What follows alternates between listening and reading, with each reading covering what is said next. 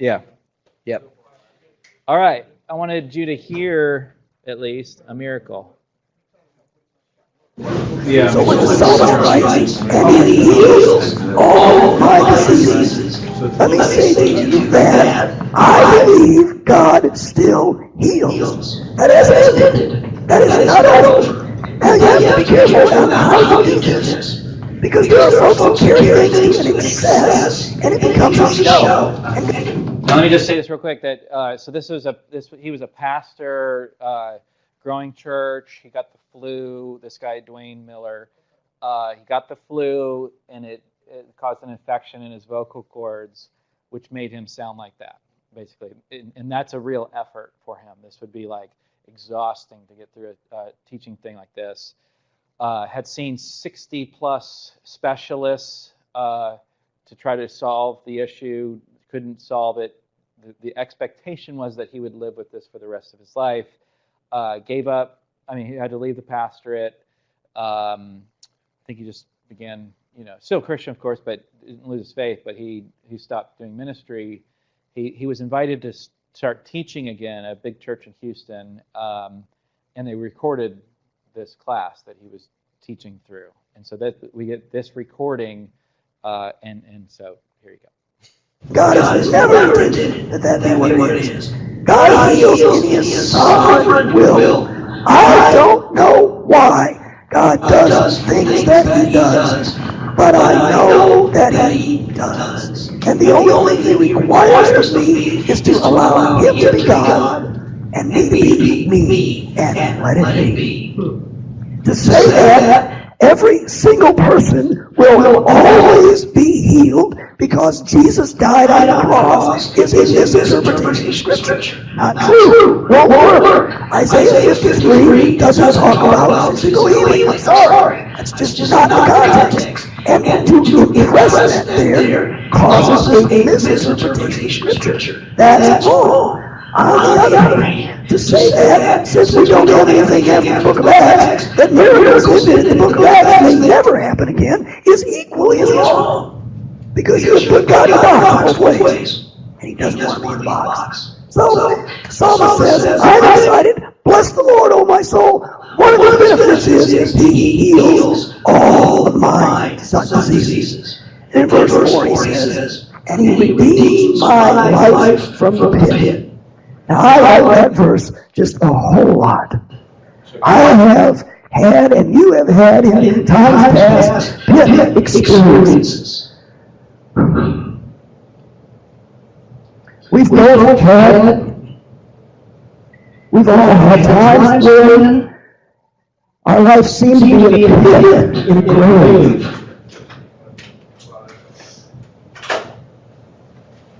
And we didn't have an answer for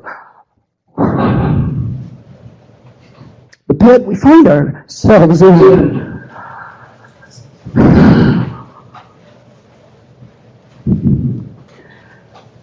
And I don't understand this right now.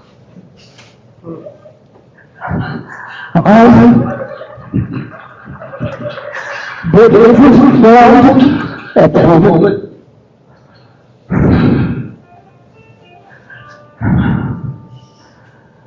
I'm not quite sure what to say to you.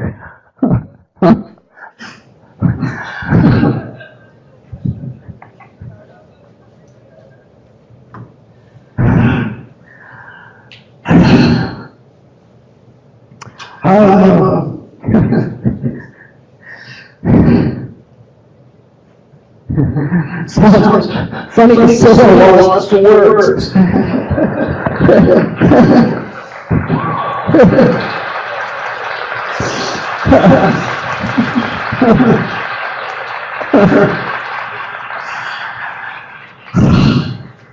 Thank you, Lord.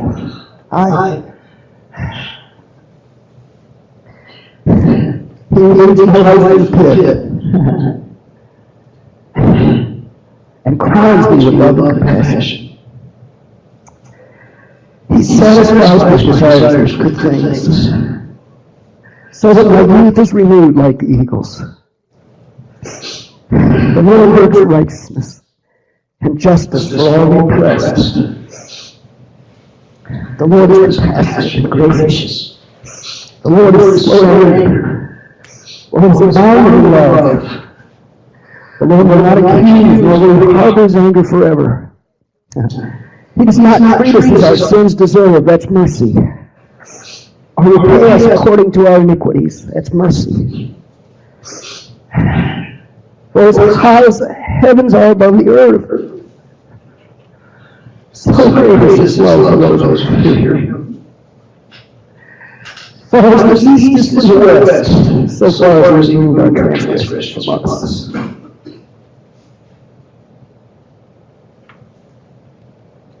All right. Pretty cool.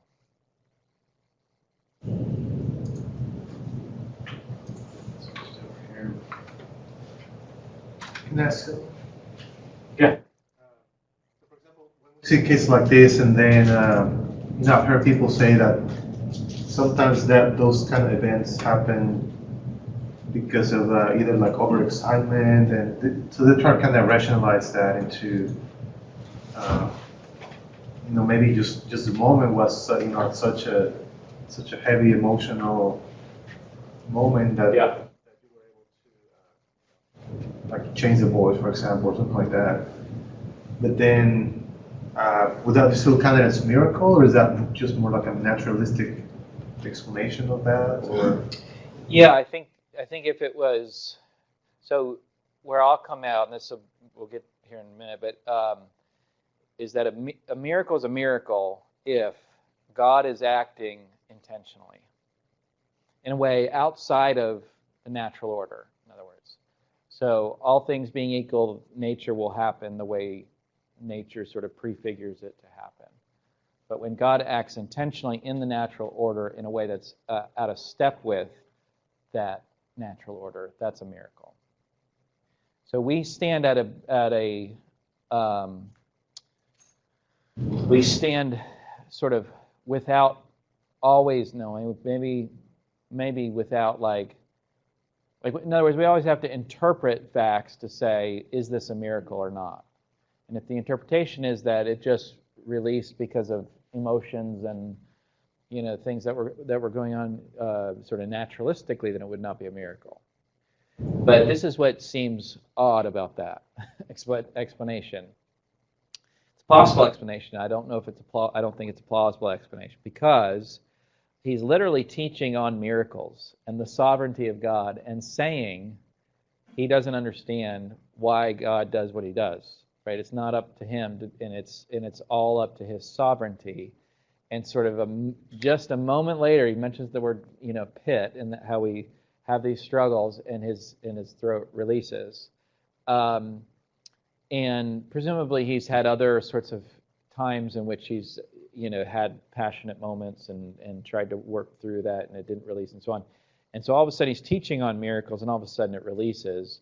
And he says that I've heard him describe it where it felt like for however many years he was like this, I don't remember the exact number, that he was basically had a hand on his throat, like in that sort of action where he doesn't have any voice, and that hand was just removed. Right? And I don't think he thinks that literally that he had a hand there, but just saying that that's the feeling, that's what happened in that moment, was that for the first time it was loosed. To have that voice. Yes. And speaks and tells people this story of how God healed him of this.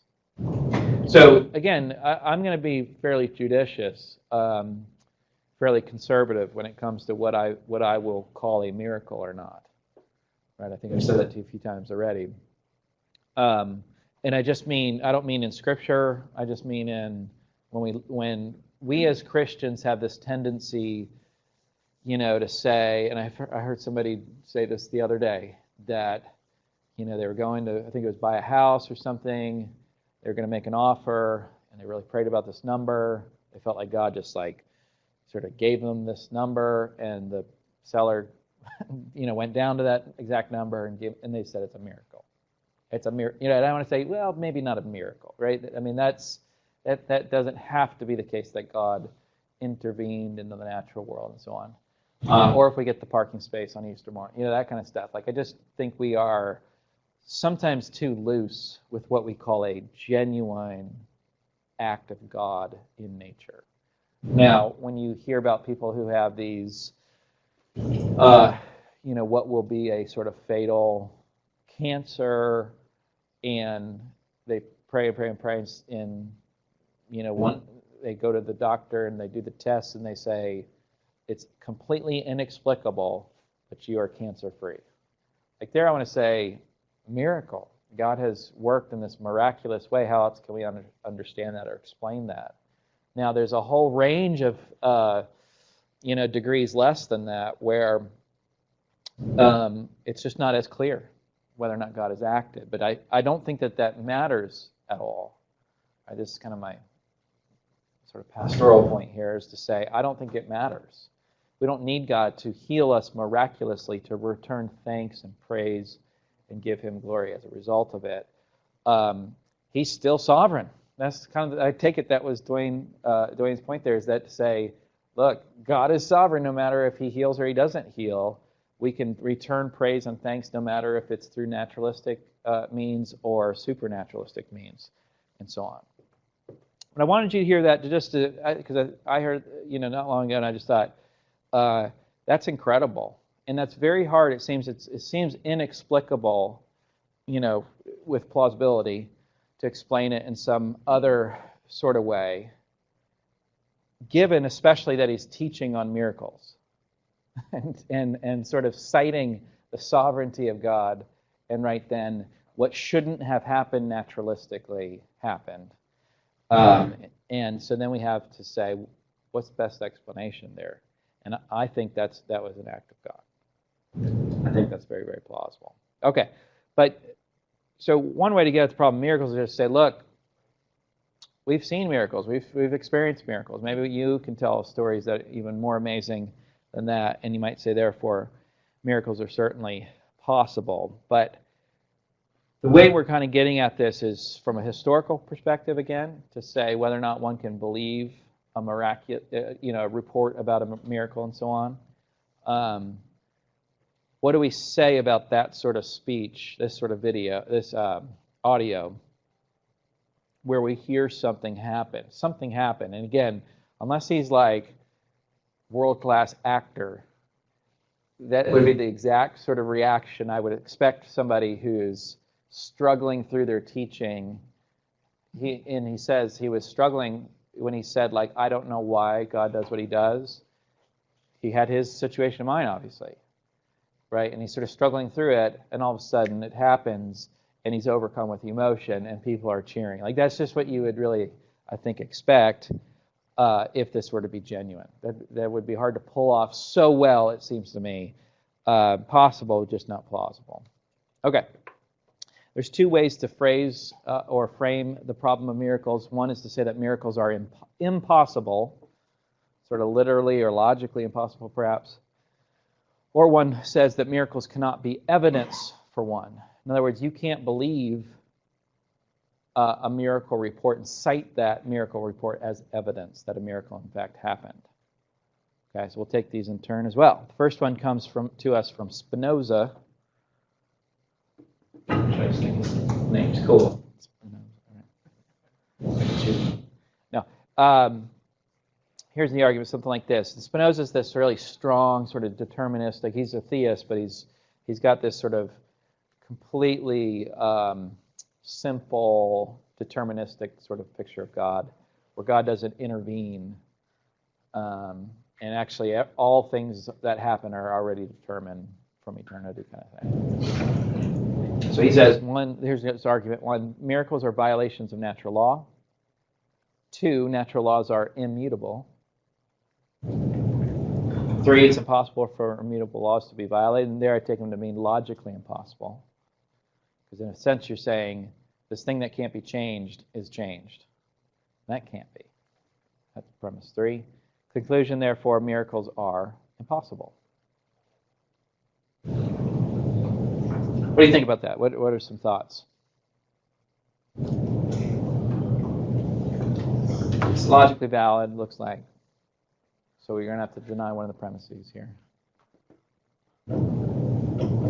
2. Okay. What would you say? Natural laws are immutable. We're going to deny that, perhaps. What do we say there?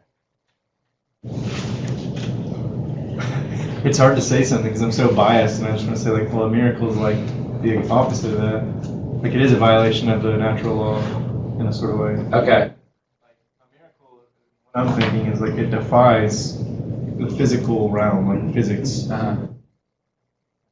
I don't know what I don't know what I would say to that. I at least know for now I would deny that, I think. Okay. Yeah, and so you're denying 1 or 2? Okay. Because it sounded like you said you wouldn't think of it as a violation of natural law. No, that's how I do think. Oh, you do think of it that way. Okay. Physics or whatever. And so did it, yeah, and that's, anybody else want to add to that? 3 might be the better premise to attack. Right. Because natural laws are immutable and that they change. We don't have gravity changing from month to month or year to year. Yeah. So I think there is a consistency to natural laws. So I think if you're at least initially looking at this, Sure. I think that 3 would probably be the one that you'd have to attack or deny, saying that, okay, they are unchanging laws, but there are exceptions to how they can be overcome. But do note that 2 says they're immutable, meaning they literally cannot be changed. Not just that they don't in fact change, that they cannot change. They are in this way fixed, and this again expresses Spinoza's sort of deterministic view of the world, which just rules miracles as even being a logical possibility. So the way you phrased it is as that they don't change. He's saying, actually stronger, it's logically impossible for them to change. Right, and I think I would still say that 3 would be the stronger one to attack, because even at that point, if they cannot change, that's the point of why it would be a miracle. Because if it can't happen, then it does happen. That's what makes it. Yeah. Within itself. It's impossible for immutable laws. That it can't be violated. You're right, it can't change, but can it be violated from an outside force that is greater than itself? Yeah, unless 3 is redundant in that that is the definition of what immutable are. Yeah, I think I was thinking of that as more definitional. So in other words, what we mean by immutable is that it can't be violated. And so therefore 3 is just saying, by definition, okay. Okay. Because again, I think immutable has that sort of, able, meaning like it's not even possible. And then that's what 3 draws out. Yeah. On line with deny 2, so does the lawgiver has the right as the one who can beat the law forever. Yeah, something like that, right? So, it all popped up. Okay, I usually go line by line. Response. I want to push back on kind of all these in some ways. I think the whole approach to it, and so I think, what you guys are saying was definitely getting at it. But I think one of the things that's going on here is that the word laws is being used in a sort of equivocating way, or like when you talk about a law being violated. Like I know what it is to violate a moral law or a law of the land, right? I probably did that on my way in today, driving a little too fast at places maybe. Right, I violated, let's say, a traffic law. But what is it to violate a natural law? I mean, we don't mean law in the same way there. You see what I mean? Like the moral law, the legal law says you ought not to do this, even though, notice, you can do this. You can break the speed limit. You shouldn't, though. It'd be wrong to do so. That's a confession. Whereas gravity, I mean, do we really violate anything? I mean, is it really like a prescriptive thing? Is it really like saying you really ought not to violate the? We're using law, and I think in two different senses there. When we use the word, when we think about violating something, we mean moral law. natural laws just describe the way the world is.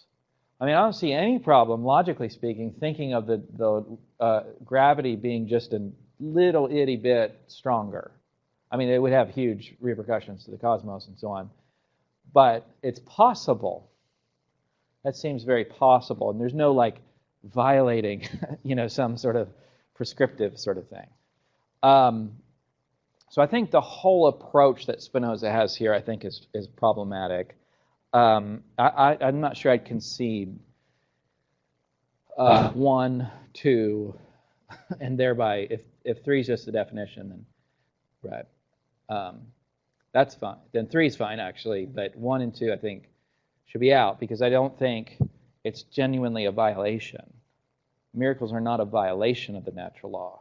And I don't think that they're in accord with the natural law either. So, I mean, we're teasing out 2 different senses of this, because these laws are descriptive. So it's sort of like, and this is what you guys were getting at, I think, of saying, like, could there be an outside force that comes in and does something that's out of step with or not in accord with natural law? Yes, but the word violation just seems to be confusing the matter here. Too. Deny. You can still assert that natural laws are immutable, but you can just, so you're denying that miracles are a violation. Yeah, that's right. That could be, absolutely. But immutable seems too strong still, because it seems, I would deny too, because I think one could say, surely these are changeable. Surely God could have, as the person said from on high, that you can change. I mean, God is the lawgiver, so God could change gravity. It seems like there's no strong immutability here.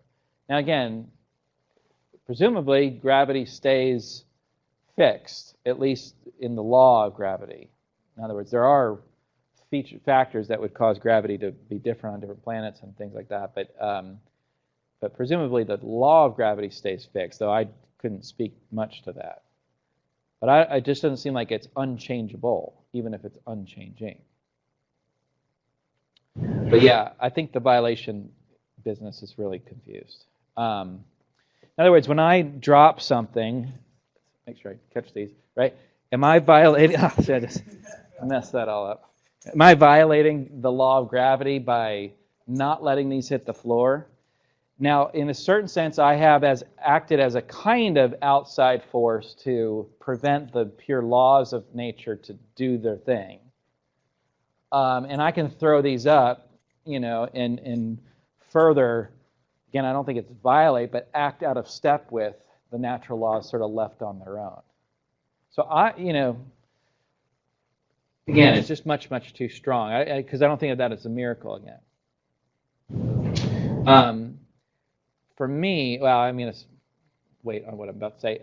But for me, I would just want to say the same with God, that God is free to act in the natural order in a way that would be out of step with the natural law, not being subject to the natural law. A miracle by definition, though, then has to be greater than natural law. What do you mean by greater than? Because when you're comparing, we don't say an airplane is violating the law of gravity. But yet there's the law of aerodynamics, which is greater than the law of gravity. But we're not saying that planes are a miracle. Right. And I don't think me stopping the keys from hitting the floor is a miracle either. That's what I'm saying. But that's because it's me acting and not... The law of aerodynamics is a miracle. Because they're overcoming gravity. So your miracle has to be defined even greater than a naturalistic law, natural law that could be given. Right. And I would. That's why, for me, it's going to be, that's what I was going to start to say, and maybe I should say it here, is that it's got to be God acting. So I don't think we genuinely do miracles. If there's something that happens that's extraordinary and crazy, there's no human actor that in their own power can do can do a supernatural, miraculous thing. I don't even think angels and demons, however one thinks of that as angels, demons do miracles either. I think it has to have God as its author. I would define a miracle as God acting in a way that is not in accord with natural law left on its own. But Spinoza, I think, would have that problem Because if he's defining miracles as a violations of natural law, there's a very real sense in which I just violated natural law, presumably, and that the airplane violates natural law. So I think what I'm doing is saying that whole talk is problematic, that whole approach is problematic, because there's a host of times in which natural law, in other words, without the human contribution to airplanes, there wouldn't be airplanes, there wouldn't be flight like that, at least. And there again, I think that's largely having to do with our ability to act freely. In other words, there's not natural laws, on my view, that force us determine what we're going to do. I think I can just chuck my keys up where you could not give a naturalistic account of why I did that. That originates for me in a exercise of the will, which I would say is clearly free there, if that's true. But again, I don't want to get into those issues right here, but just to say God's exercising freely, or God's acting freely in a way that's outside of the laws of nature or not explicable in terms of natural law. That's largely where I'm going with a miracle. Okay, again, I don't know why this pops up, but how about this claim? So I just give you my answer too, but miracles are impossible because they require God to intervene in the cosmos, and God is too perfect for that.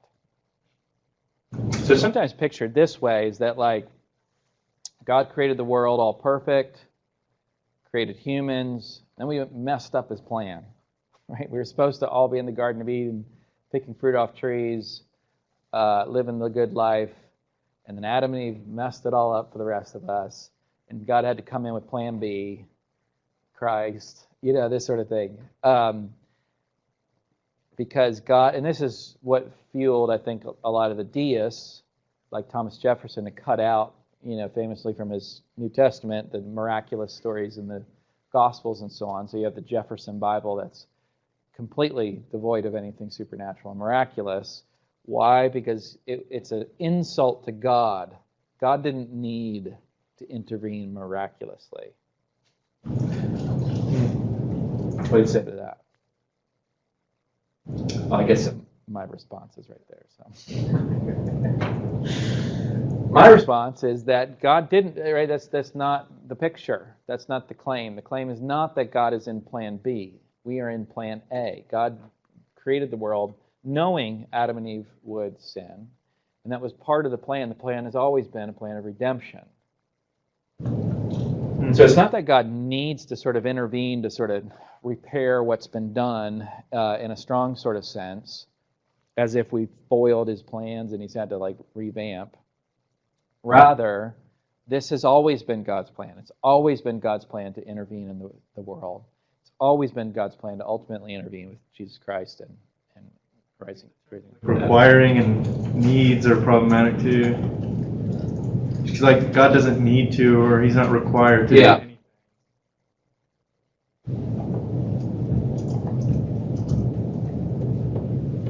Yeah, and that's, to me, the deist controversy, to me, highlights a way in which I think the effort on Jefferson's part, for example, is to really, in the deists, was to make God even more perfect. God doesn't need to do supernatural things, right? But what you simultaneously do is drag God down, even though your intentions were to sort of make him loftier and exalt God. Because then you are saying things like,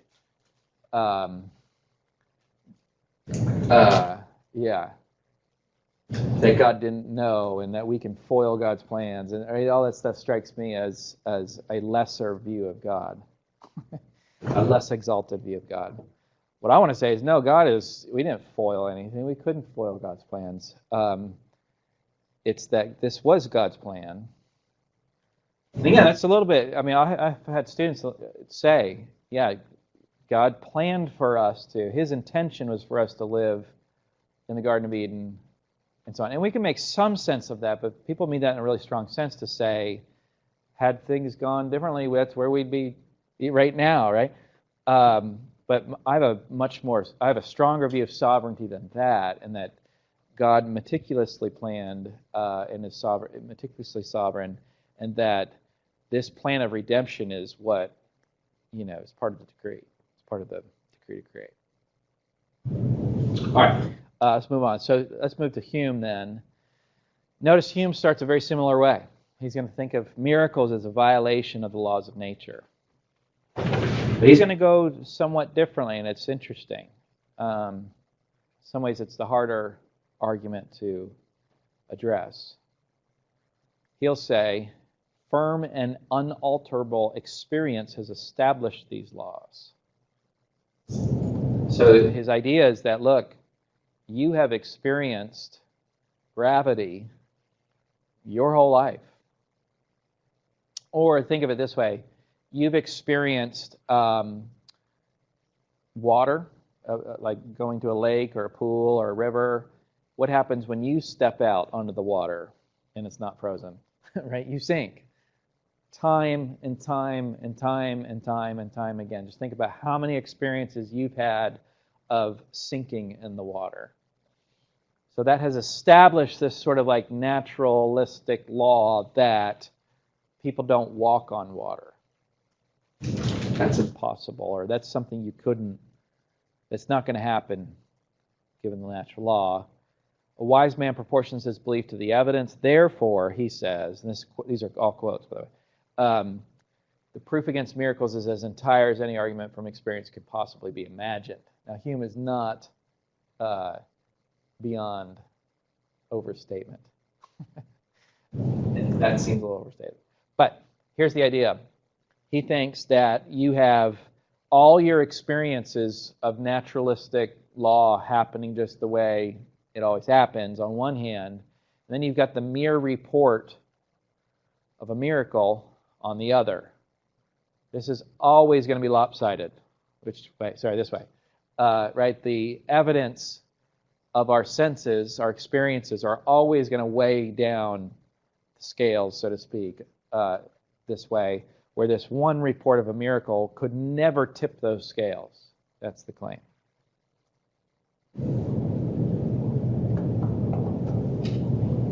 As I say here, we have all of our experience of the regularity of nature on one side of the scale and the testimony of a miracle on the other. So he makes that very, very strong conclusion because he thinks the evidence can never, literally never be on the side of the miracle. Right? How many times have you seen somebody sink in the water? Thousands, at least. And you, too, have experienced that, most likely.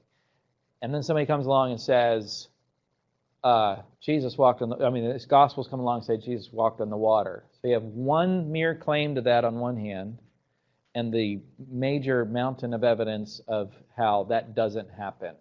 And he thinks that that could never be overturned. Your evidence will always be on the side of saying that it's a lie, it's a deception, something fishy is going on when somebody reports something like that. That's what the rational person does. The wise man apportions his beliefs to the evidence.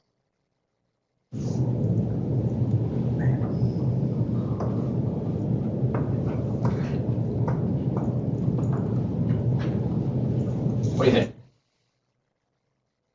So notice now it's not a logical impossibility. Usually when somebody says, look, this is just logically impossible, unless there's a clear contradiction, it's not logically impossible. Here it's an evidential claim. It's saying you always have more reason to believe that somebody didn't do the miracle than that did. So he would say of Dwayne Miller, was that his last name? Miller? I remember his first name was Dwayne. Anyway, when he claims later, God healed me, your response is to say, you need to apportion your beliefs to the evidence, and your evidence is that when somebody has a completely defective set of vocal cords that do not operate, your experience is that they stay that way. And so the rational thing to do for Hume would be to say, there's no way that was God. That was a miracle. He's pulling her legs.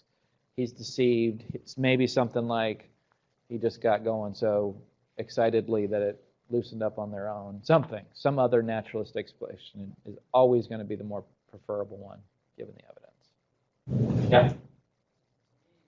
One of these individual miracles that we talk about, it almost seems like it's just going to lead to a different topic. Because, say, if I was reading the Bible and I come across a passage that I don't remember ever having read about Jesus, I don't know, maybe doing a quadruple backflip off a horse. Yeah. I don't remember that either. Yeah. Believe it, not because of anything I've ever seen anybody do, but just because of all the other faith that I've accrued up on the account of Jesus in the Bible, all the other experiences in my life, God coming through me and forgiving me, everything compiled, all the other evidence that's kind of mounted up. And so each one of these miracles that we talk about individually, it's almost like, well, okay, I see your point, but it's almost going to lead to a different topic each time because my evidence in my mind isn't going to defend Jesus walking on the water specifically. Yeah.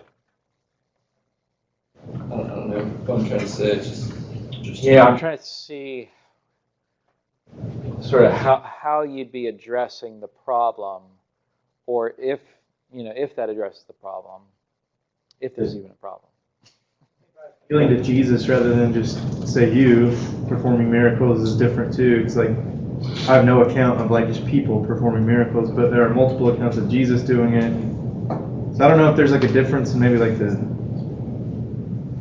seeing Jesus as a divine person and like working by the power of God. Yeah. Okay. Yes.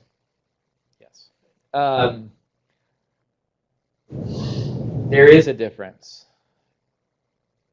because notice this difference, and again, I'm sort of spoiling my big finish here, but anyway, if somebody walk in here and you had no idea who they were, and they start doing magic, I don't know what this is, but magic tricks of some sort or other, you'd probably assume sleight of hand, right? Because I mean, we've all probably at this point has been on these various TV shows enough that you see these magic tricks and it's like where they're like, or like mental. Have you ever seen a mentalist, so-called mentalist, right? Where they actually like, and we had one at our church. I think I might have mentioned this before, but he came for our father-daughter banquet. He was kind of the entertainment or whatever, and he started off saying, "This is not voodoo. I don't do this by Satan's power. I'm a Christian too. These are tricks." And then he began to do his stuff. And he would do things like, okay, put a number in your mind. And then he would like scan the crowd and be like, 9. And the person would be like, and like he could like literally, make these claims of people's, and he did other things where, I can't remember what it was, but he actually got the pastor up there and his daughter and had him experience a minty smell, doing nothing to give him that. So I mean, like really wild stuff that you'd think, man, that guy's got powers. I actually asked him after because I said, I've got some philosophical questions for you, like, and I was like, and I was just saying, is this like, do you think that this requires a kind of theistic picture, like a super, almost like a soul, like are our souls communicating in ways that sort of can go past? And he's like, no, I don't think so. He's like, I really just sort of read body language and sort of lead people to certain places just in their thinking, and it's more of a brain thing than anything else. So that was kind of disappointing. But anyway, if we didn't know that, right? But now, notice if you had really good reasons to believe, yeah, there's a Jedi or something, and he, not really, but like, if you had reasons to believe this was a divine messenger, it's a game changer, it seems to me. So it's like one of the things I'll make a big point about is our background knowledge, what we have reasons to already believe about the person and what they're doing, right? Because if you don't have that background knowledge, probably most of our assumptions will be naturalistic, actually. And I don't think that's wrong at all, given the nature of miracles, that they really are rare, at least presumably so. There's a sort of presumption to naturalistic sleight of hand or whatever, unless we have reasons to think otherwise. Okay, sorry, I didn't have that last line up. So Hume's problem, you can't believe in the miraculous, sort of by definition. All right, so let me now get back. I'm going to do some setup for what I just said, so hopefully it's clearer here when we get there. So some of the problems of Hume's that Hume has is one that it proves too much, entirely too much. In some ways, it ends up being simplistic because we will often have a mountain of evidence to believe that people typically do certain sorts of things, and yet sometimes they do the extraordinary. But if Hume's right, we do the scale thing, and we could never rationally believe that. So let me give you an example. People from time to time kill each other, murder each other, right? You sometimes have it such that a husband will kill his wife, right? Again, brutal and all that, terrible and everything. But now the what I say, husband kills his wife. Husband is on trial now. Imagine his defense lawyer saying, "Look, how many husbands do you know? Thousands. How many of them killed their wives? None of them. So your experience on one side of the scales gives you this. You really can't believe, even though we've got eyewitnesses of him killing his wife or evidence against it, that kind of thing, right? Nobody's going to buy that. So that something's got to be amiss here if we can't use that scale talk in these other sorts of experiences. Right, because we would have always, it seems, more evidence to disbelieve any testimony about improbable events. And occasionally improbable things happen. In fact, in some ways, all the actions of humans are improbable because they're not naturalistically defined. That is to say, you exercise your will on the basis of a wide range of desires and emotions and experiences in your background, your childhood, right? All of those things figure into what you're going to do after class. And so for us to say, what will you probably do, is a very difficult thing to figure it out because we're all so diverse and multifaceted and have all these things figuring into our exercises of our will. So whenever you're trying to track the sort of actions of an agent, you don't always get typical. Typical doesn't always tell you what you should believe, right? And seemingly here, if God's acting in nature is the actions of an agent, then to say what typically happens, so therefore this is what we should rationally believe here, that's just not a good inference. Yep, you follow that? I think of the fact that any sort of action, let's see, if we think of an event comprehensively, that should be comprehensively, I think, every event is extraordinarily improbable. Like, I always think of that, like think about what it takes for you to get sitting in the seat you're sitting in right now. It's like your whole life story in some ways figures into, not necessarily the whole, but right, many details figures into you being here at Southwestern, you being a student, you being in the course of study that you're in, and all those things figure into you being here right now. And that makes that a very improbable sort of thing. But if somebody said, hey, Caleb sat in the second row, fifth, sixth seat in, right? Even though that's improbable, I don't think you've got some sort of like scale thing to run to figure out whether or not that's likely or not. See what I mean? Just because it's improbable. And again, the point about intelligent agents, when they act, I think that's what Hume would call violations of natural law. So all the actions of intelligence agents sort of function that way.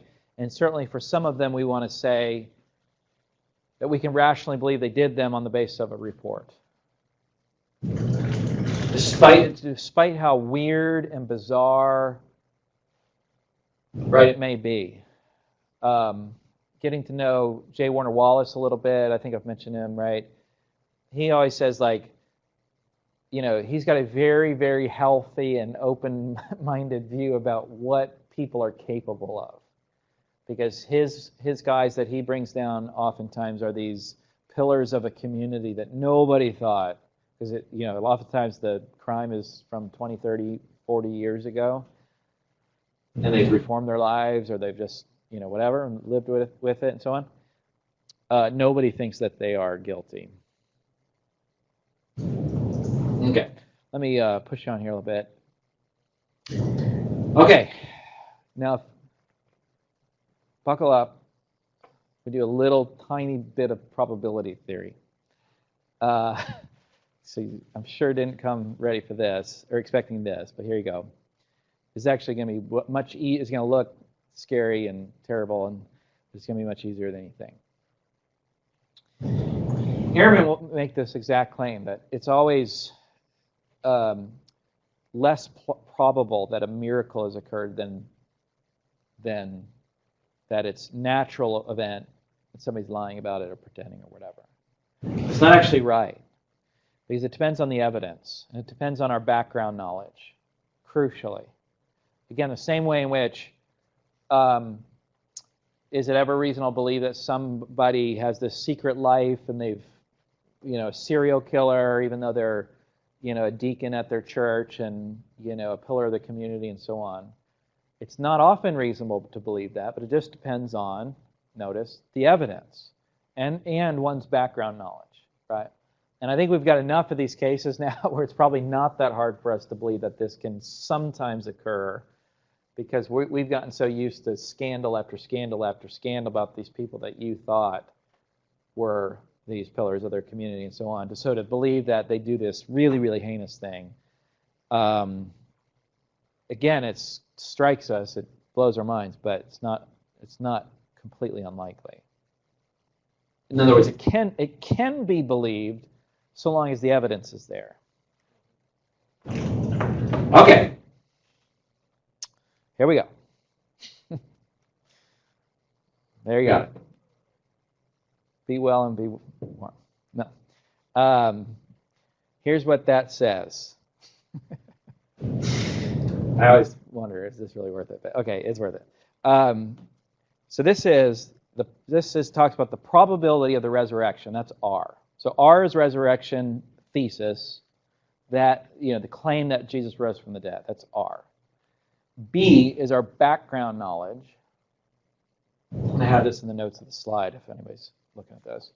B is our background knowledge, what we know about the world prior to considering the evidence, considering the claim. And then E is the specific evidence that's raised in favor of the thesis. Right? So we've got what we know about the world, what tends to happen, what we're aware of that could happen, and so on. All that figures into our judgment about the probability of some event. Then we also take E, that's the evidence for this specific thing. So that would be, if it's a court case, that would be what the prosecutor is raising as reasons to believe the person is guilty. Right? The evidence that's raised. And the defense lawyer would raise evidence that he's not guilty and so on. But it's like saying, look, he's got an alibi. That's evidence. Or I guess if it's the prosecutor say, there's an eyewitness that puts him at the scene of the crime. There's fingerprints on the murder weapon. This guy's fingerprints on the murder weapon. That's all evidence brought in. But notice we've got background evidence, background knowledge about what fingerprints mean, and eyewitnesses and so on. Okay. So this says the probability of R on B and E together. So this is the probability of the resurrection on the basis of our background knowledge and the evidence we have for that thesis. That's what we mean by probability. It's like, how likely is this, given what we know about the world and given the evidence that's raised for that thesis? Okay. Now, what this says is the probability of the resurrection on our background knowledge alone. So how likely is it, just on what you know about the world, for the resurrection to occur? Pretty small, right? People don't tend to be raised from the dead and so on. Now that's multiplied by the probability of the evidence being the case if given what we know about the world as well as the resurrection occurring. So let me sort of translate that. That's what we would expect to see if the resurrection in fact occurred. What would you expect to see? You'd expect to see an empty tomb. You certainly wouldn't expect to see a dead body in the tomb, Jesus' dead body in the tomb, if the resurrection occurred. You'd expect to have people's lives transformed by this, right? If they're claiming that Jesus rose from the dead, having died for our sins and so on, he defeated death and so on, right? We'd expect for lives to be sort of radically changed in this respect. We'd expect people to claim this to their deaths and so on, sometimes brutal deaths and so on. Right? That's the sort of evidence we would expect to see. Now, this, just so you know, each of these pieces gets re-represented. This is the exact same thing here. So we go down to the denominator, right? That first conjunct is the exact same thing as the numerator.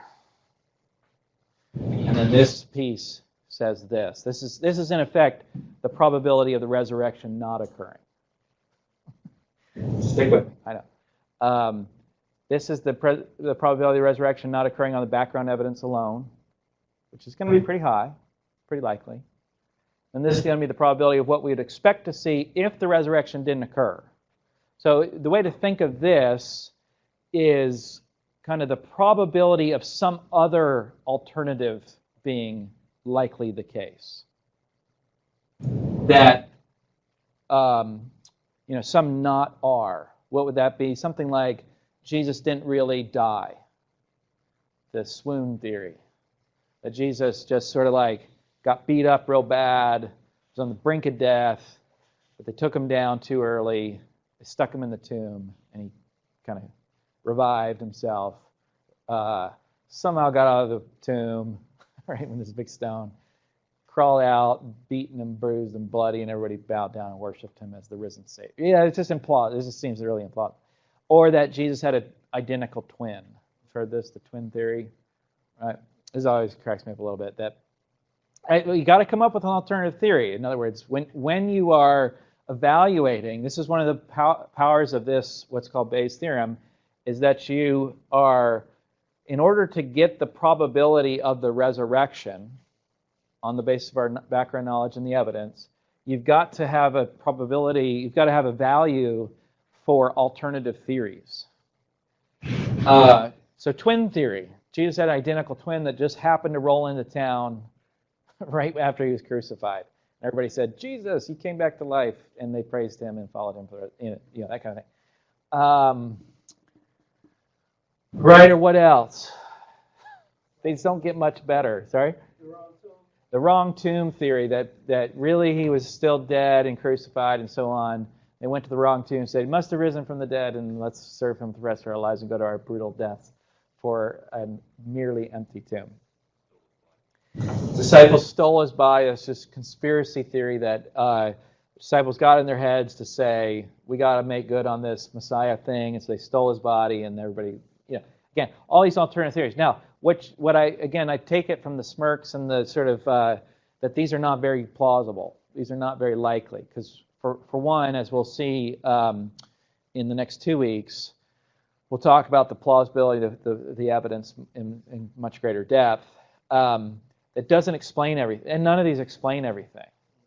Not well, right? Because with a twin, when the twin has no idea who these people are, right?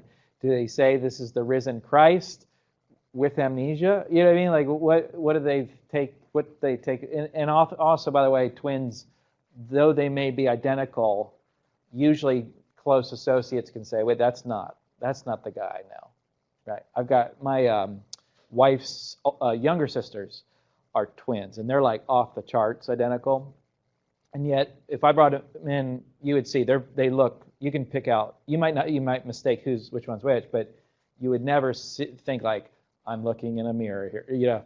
They have different features, they have different looks, and so on.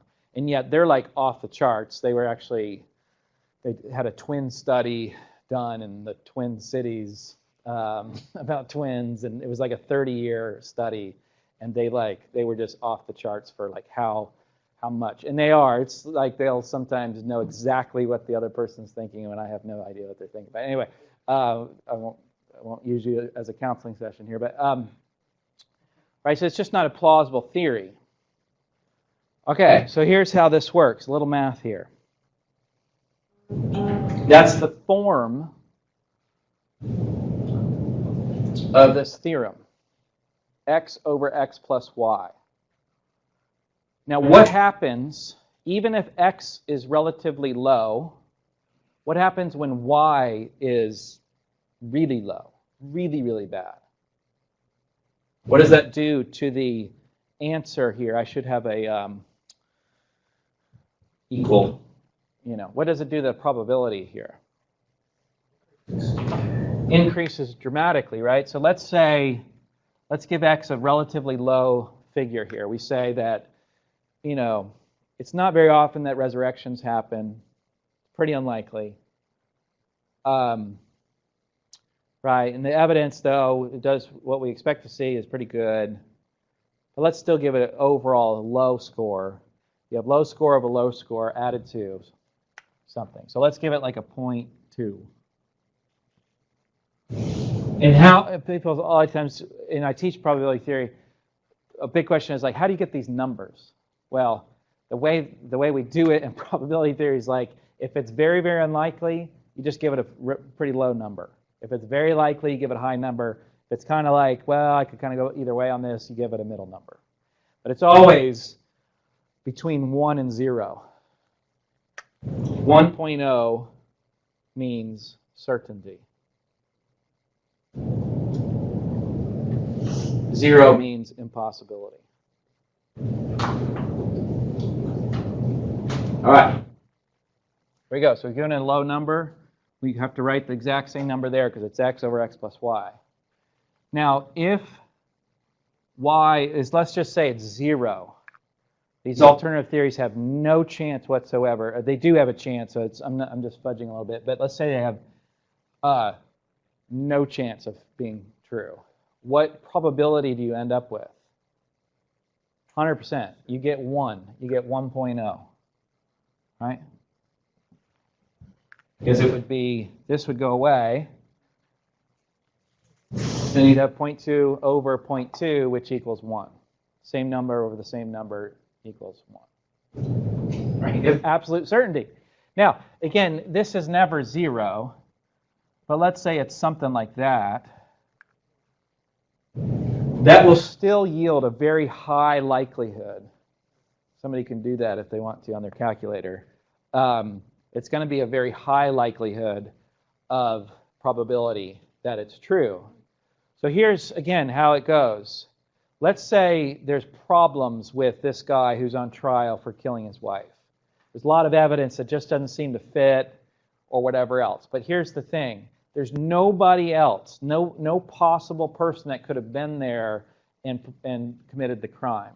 In other words, all the alternative theories are very, very bad. Guess what? Chances are he did it. Because there's just no other possible explanation other than the fact that he did it. And people get convicted on this sort of calculation, so to speak, all the time. Right? Whenever, even if it's really odd, if there's no other good explanation for something, then it's off, right? Then, let's say something happens out here in the campus, and it's very odd, right? It's very unlikely, we can't sort of like see, obviously, we don't have video of somebody doing it, who did it. But if there's no other explanation, then it was a certain group of, college freshmen. Guess what? College freshmen are going down, right, for this. That group of college freshmen, they're going down for this. Anybody have the number? Okay, 0.999 something. Okay. And again, it's probably not this bad. But you see the point is that the closer y to approximate 0, which just to translate that, the less plausible alternative theories are, the more it lends support towards the resurrection account. In other words, if there is no way in which we can account for certain facts that occur thereabouts in that time, in that region, that would be perfectly explained right? It's the sort of things you'd expect to see given the resurrection and what we know about the world. Things like an empty tomb. Things like women followers claiming Jesus was resurrected. All of his disciples. You've got Paul, a persecutor of the church. You've got James, a skeptic. James, Jesus' brother. You've got this wide group of people that are claiming to have seen the risen Christ. That is the kind of thing you would expect to see, it seems to me. That would be E for the thesis R. That's not well explained by an empty tomb. Right? That probability is low. Because an empty tomb doesn't make somebody say, oh, Jesus is the risen Son of God seated at the right hand of the Father, and I should give my whole life, even going to a brutal death as a result of it, and so on.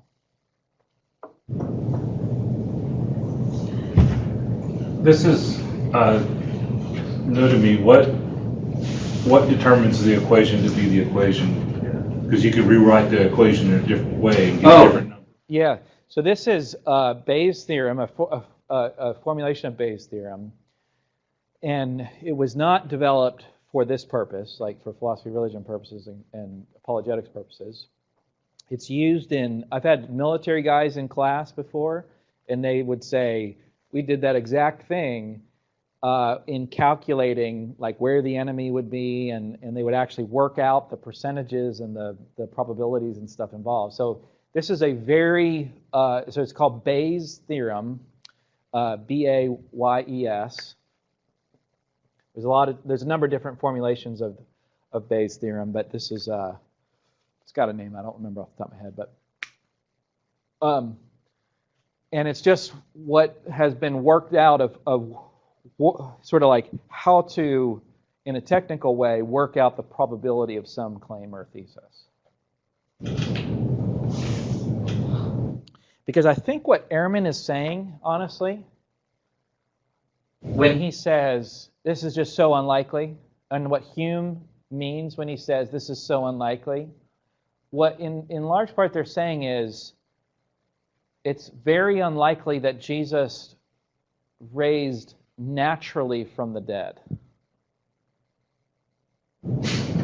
Which strikes me as that is pretty improbable. That Jesus sort of naturally just sort of kicked back into life or something.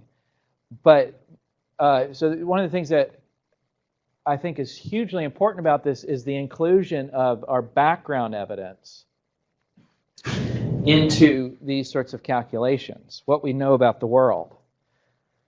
Let me see if I say this here.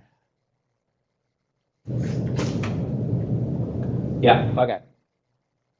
Just throw all that up. We're running out of time, so let me sort of skip to this. We want to ask, what sort of background knowledge do we get to bring in to this sort of discussion? And here's where I find it to be much more plausible on its face, given the evidence, is what if we have established that God exists, that there is a being who exists, transcendent of the world, is all good, all powerful, and so on. And what if we can establish in some way or another that God is interested in solving our sin problem and so on, intervening in the world in some such way and solving what is our human condition. Now, again, I've just packed a lot into that background information, background knowledge. But what I'm sort of saying is like, what if we already know that about the world?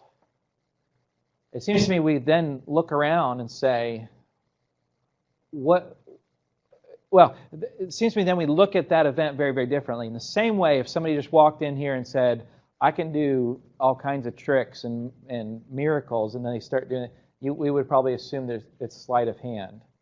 But if for some reason we knew this was a divine prophet, we had reason to believe this is, I don't know, Jesus or somebody like that, we would say, no, I think he really did those miracles. Right? It's our background knowledge that changes the judgment and the likelihood of its truth. And so if we're looking at the events of Jesus' life with the background of God exists, God can work and do the miraculous and supernatural, And even I think we bring in, I think this comes in, that God is interested in working to solve our human condition. I can't remember if we talked about this or not, but I think you set up this kind of tension. If we've established that God exists, we've established that God is good, moral argument and so on, we've established that God's powerful, right, the design argument and such, and then you've got this world that's very flawed, this world that's very fallen. That seems to me to be in tension. And again, I'm not citing passage, chapter and verse here.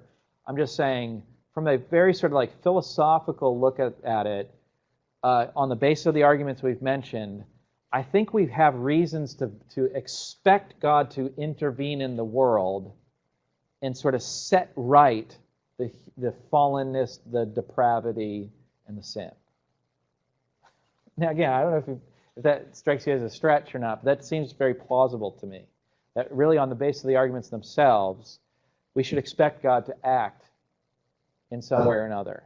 And then when we look at this, bring that sort of background knowledge to bear on these facts, that if Jesus indeed rose from the dead, then he is God's solution to mankind, to our depravity and so on, to our fallenness, to our sin, to our human condition, then I think it becomes even more plausible that this in fact happened.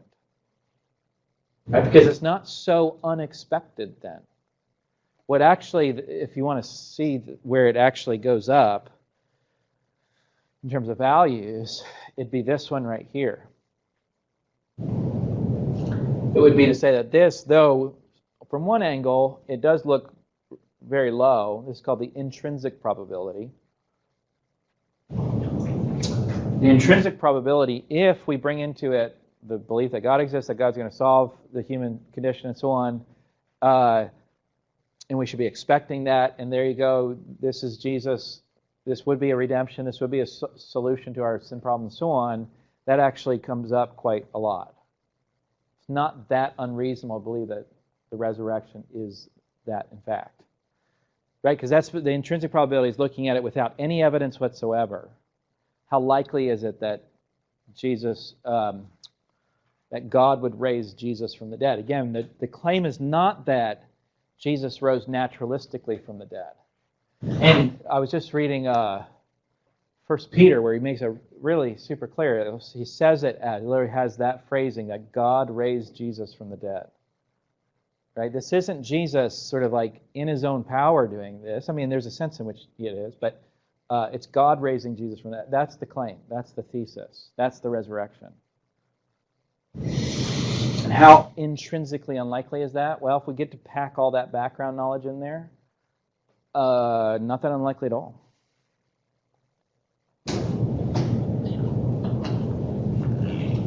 That's what I say there at the last point. So if our background information is that God exists and he's interested in intervening in the world, then miracles become quite probable, quite plausible.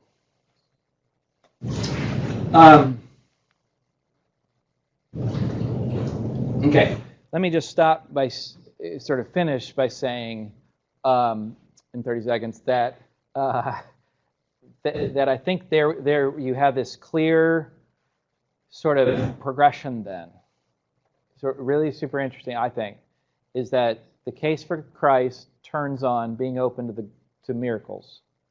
The case for miracles, though, we see packing all that background knowledge into it really paves the way. I mean, like, if you believe that there's a God and that God's interested in acting in the world to solve the human condition, why shouldn't there be miracles? I mean, it'd be odd if there were no miracles, it seems to me.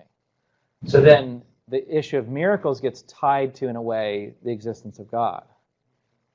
So again, that's why I say this is a big ask. This is a big claim that we make, that Jesus rose from the dead. I think we need to have this really robust case for this. But I think if you start from the arguments for God's existence that we've spent the last 3 or 4 weeks on, and there's so much more to say about that, honestly, and then apply that to the problem of miracles, then I think that paves the way to say, okay, now let's just look at the facts on the ground, so to speak, of what happened there in Jerusalem area in AD 30-ish. And I think it becomes very compelling that God raised Jesus from the dead. We'll talk more about that next time.